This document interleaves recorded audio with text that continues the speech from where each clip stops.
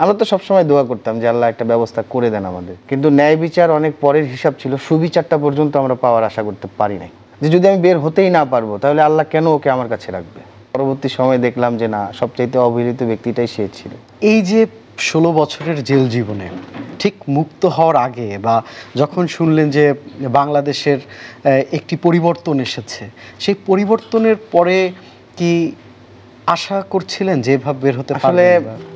যখন আমরা 5ই আগস্ট দেখলাম, আপনি কি জানেন একটি ভালো সানস্ক্রিন ব্যবহার করে আপনিও পেতে পারেন ভালো অনুভূতি। আমলকি ইন্টেন্সিভ স্কিন ব্যারিয়ার ক্রিম অন্যান্য সাধারণ সানস্ক্রিন ব্যবহার করার চেয়ে ভালো কাজ করে। এটি সূর্যের ইউভি রশ্মি থেকে ত্বককে রক্ষা করে এবং দাগ মুক্ত রাখে। আমলকি ইন্টেন্সিভ স্কিন ব্যারিয়ার ক্রিম আপনার ত্বকের জন্য নিখুঁত পছন্দ। আমলকি, প্রকৃতির ছোঁয়ায় সৌন্দর্য। আমরা তো সবসময় দোয়া করতাম যে আল্লাহ একটা ব্যবস্থা করে দেন আমাদেরকে, কারণ আমরা যে কি পরিমাণ জুলুমের শিকার হয়েছি সেটা একমাত্র আল্লাহ জানে। আর যারা আইনের সাথে জড়িত আছে তাদেরকে জিজ্ঞেস করলে, বা জজ সাহেবরা আছেন, হয়তো ওনারা এটার ব্যাখ্যা দিতে পারবে আইনগতভাবে আমরা কতটা নির্যাতিত হয়েছি। আপনি বিশ্বাসও করতে পারবেন না, আমরা কত জায়গায় লোক পাঠাইছি, কত জায়গায় আমাদের লোক গিয়েছে, কিন্তু ন্যায় বিচার অনেক পরের হিসাব ছিল। সুবিচারটা পর্যন্ত আমরা পাওয়ার আশা করতে পারি নাই।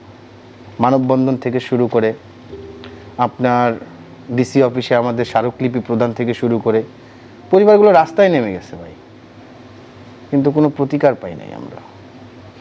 কখনো জেল জীবনে বসে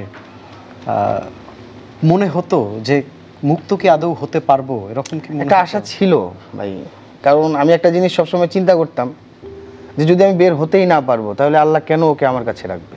এই একটা ভরসার জায়গা আমার ছিল। মোতাহার ভাই, একদম তরুণ, আপনি টকবকে তরুণ, সদ্য বিবাহিত জীবন, বিবাহিতা বউকে ঘরে রেখে জেল জীবনে ওখানে বসে আসলে কি কি মনে পড়তো?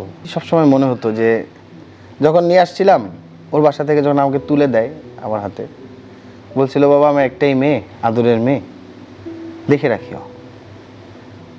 আসা যখন দেখলাম যে অনেক সহজ সরল, আমি কিন্তু ওকে দেখি নাই বিয়ের আগে। বিয়ের আগে ওর সাথে আমার পরিচয়ও ছিল না, জাস্ট 2-1 বার কথা হয়েছে আমাদের, এরকম কিছু কথা হয়েছে।